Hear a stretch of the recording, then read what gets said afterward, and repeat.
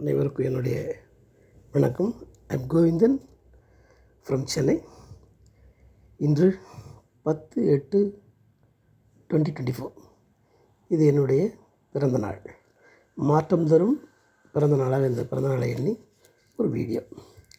இதில் மாற்றான் தோட்டத்து மல்லிகைக்கும் மனம் உண்டு என்று திரைப்பட கதாசிரியர் பேரறிஞர் அண்ணா, எல்லோரும் அறியும் அண்ணாவை திராவிட இயக்கத் தலைவர் என்றே பார்க்கின்றனர். எனது பார்வையில் தந்தை பெரியாரின் தளபதி, சினிமாவில் புரட்சி கருத்துக்களை வசனமாக மாற்றிய நம் சினிமா வசனகர்த்தா, ஒரு சிறுகதைகளின் விருது ஆசிரியர். எப்படி அண்ணாவின் தம்பி டாக்டர் கலைஞர், டாக்டர் எம்ஜிஆர் என திரைப்படமே திராவிடமாக ஜொலித்த நேரம் நான் பிறந்தேன். August 27/11 November 1965. கல்விக்கண் திறந்த காமராஜர் என்று தமிழகமே வரலாற்று சாதனையாளர். கல்விக்கூடம் நிறைய திறந்த நேரம். கல்விச்சாலையிலே புதிய மாணவனாக சேர்க்க என் தாய் தந்தையர் ஆசையுடன் பள்ளிக்கு சென்றனர். எனக்கு கல்விச்சாலை, உனக்கு இன்னும் பள்ளி செல்லும் வயதில்லை என்று பள்ளியிலே சேர்க்க மறுப்பு தெரிவித்தனர். என்றாலும் என் பெற்றோர்கள் பள்ளியிலே சேர்க்க அதிக ஆர்வம் காட்டினர். என்னை விட இந்த பள்ளி, நான் சேர்ந்த பள்ளி பஞ்சாயத்து நடுநிலைப்பள்ளி, குலையநேரி, கடலூர் ஒன்றியத்துக்கு உட்பட்டது. எனக்கு தந்த பிறப்புச் சான்று 10/8/1965.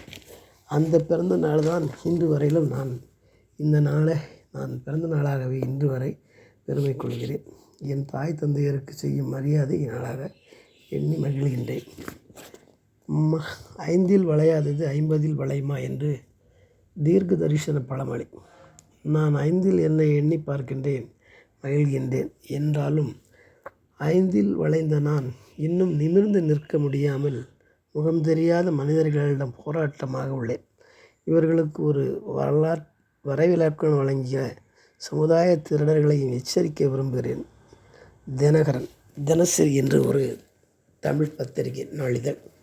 இங்கு தமிழர் தந்தை சிபா ஆதித்தனார் அவர்கள் தமிழக அமைச்சரவையிலே திராவிட இயக்கத் தலைவர்களில் முதன்மையானவர். தினத்தந்தி ஸ்தாபகர் இவர்கள் மருமகன் திரு KB கந்தசாமி.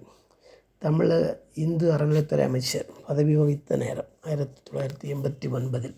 இவரின் நேர்முக உதவியாளராக என்னுடைய சகோதரர் முத்தையா அவர்கள், பத்திரிகையினுடைய நிருபராகவும் அமைச்சரின் உதவியாளர் என்று, சென்னையிலே நல்ல நம்பிக்கையாளர் என்றும், காவல்துறையிலே நெருங்கி செய்தியாளர் என்றும், தன் அழைப்பிலே தானும் ஒரு சிறந்த அச்சக உரிமையாளராக ஆசையில் என்னிடம் வேலை செய்ய கேட்டார்.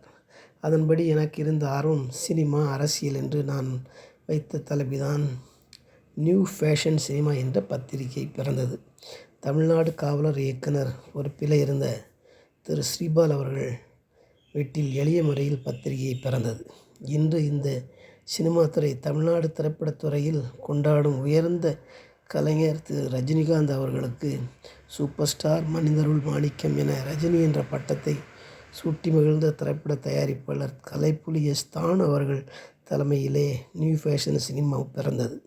என்றாலும் கால மாற்றங்களும் பத்திரிகை உலகின் முன்னணி நிறுவனங்களின் புதிய செய்தி நிறுவனங்களும் திரைப்பட நிறுவனங்களும் நியூ ஃபேஷன் சினிமாவுடன் போட்டியிட்டு பலவித தொல்லைகளுடன் பத்திரிகையும் நின்றன.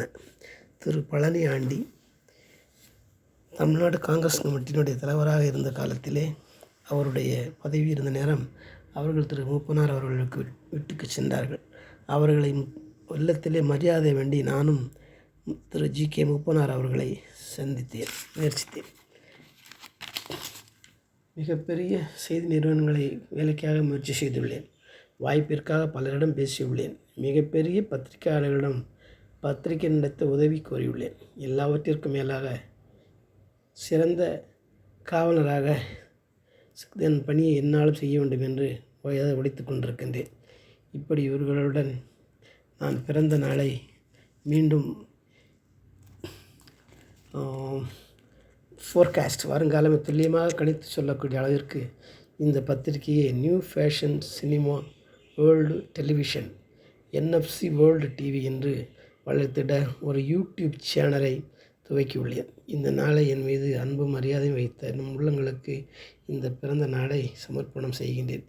இது முழுக்க முழுக்க என் அன்பு பிள்ளைகளுக்காகத்தான். என் பிள்ளைகள் இரண்டுமே 2 டிகிரிகளை படித்த போதிலும் அவர்களை படியுங்கள் என்று சொல்லித் தவிர நான் அவர்களுக்கு வேறு எதுவும் கட்டளையிட்டதில்லை.